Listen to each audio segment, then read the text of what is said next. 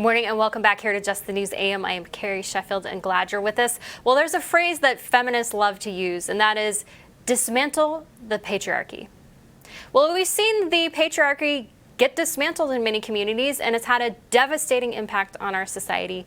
And joining me to discuss this is Dr. Warren Farrell. He's the best-selling author of The Myth of Male Power and his latest book, The Boy Crisis: Why Our Boys Are Struggling and What We Can Do About It. Good morning, Doctor. Good morning. Looking forward to talking with you. So tell us about your book. Why did you write it? What's the biggest takeaway? Well, I was speaking, I was on the board of directors of the National Organization for Women in New York City, and I was speaking all over the world. Hang on. Just so our viewers know, the National Organization of Women, very liberal feminist group. Very Trump-hating group, and you were on the board of this. All right, proceed. I was literally on the board of the National Organization for Women in New York City. This is back in the 70s when I was young and didn't know very much. And I was speaking all around the world on the importance of feminism. And women, teachers usually, would come up to me and say, in my classroom, the boys are having more problems than the girls. My sister was a teacher. And so I started talking with her about this. And she said, I'll start looking into this. And she said, it's oftentimes, this boy, something has really happened. He started declining, and he used to be very motivated. Now he's not motivated. He's now talking back. What's the issue? And she started looking into his life, and he was, and his parents had just divorced, and the father was not around. And then this pattern repeated itself. So I started to become attuned into this.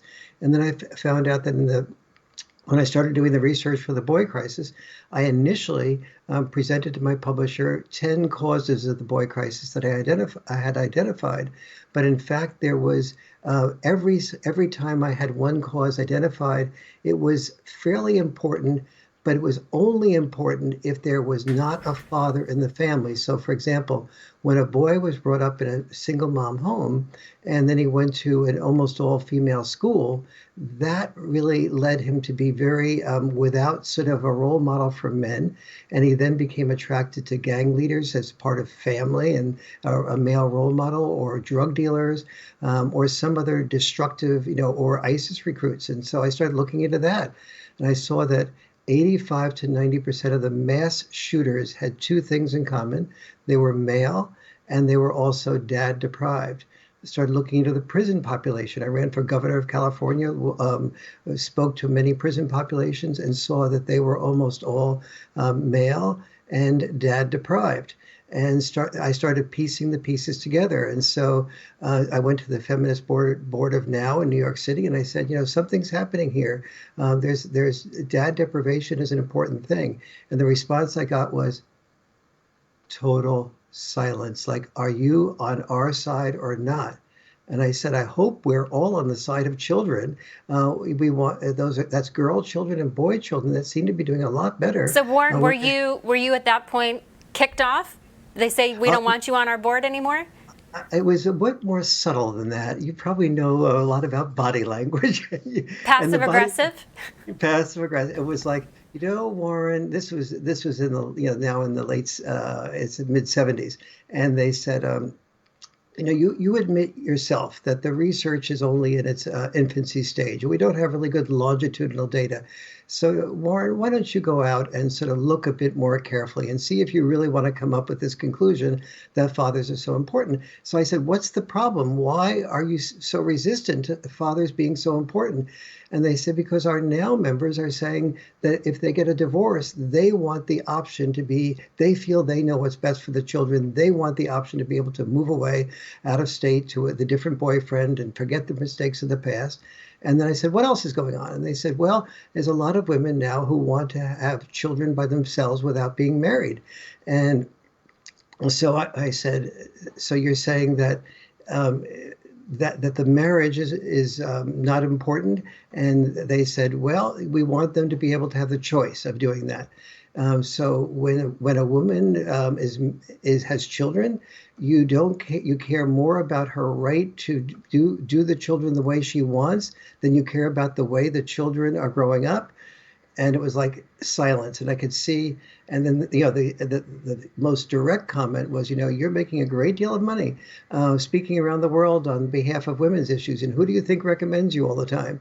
And so I knew that I had a choice to make, that I could either do the research for the boy crisis in a way that led to as honest a set of conclusions as I could come to. When I did that, I found that father involvement was not only important, but it was important for girls as well as boys, and it was important on more than 50 developmental areas. And I started looking into, what is there about father involvement that really is so important? And I started seeing that dad's style and mom's style are very different.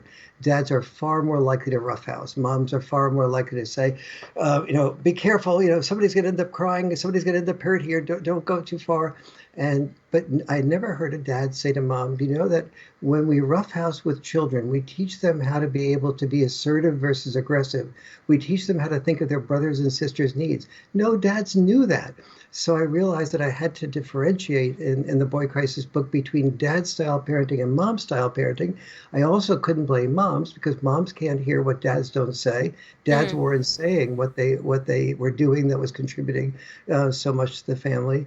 And I ended up realizing that the children that did the best are ones that have what I call checks and balance parenting, where there's contributions. There's balance, masculine and feminine together. Warren Farrell, your book is so important. Our culture needs it. Thank you so much for writing this book. I wish you all the best on this book, and I wish the best on our culture. We got to get fathers back in the home. Thank you. Thank you. And we will be right back with some video.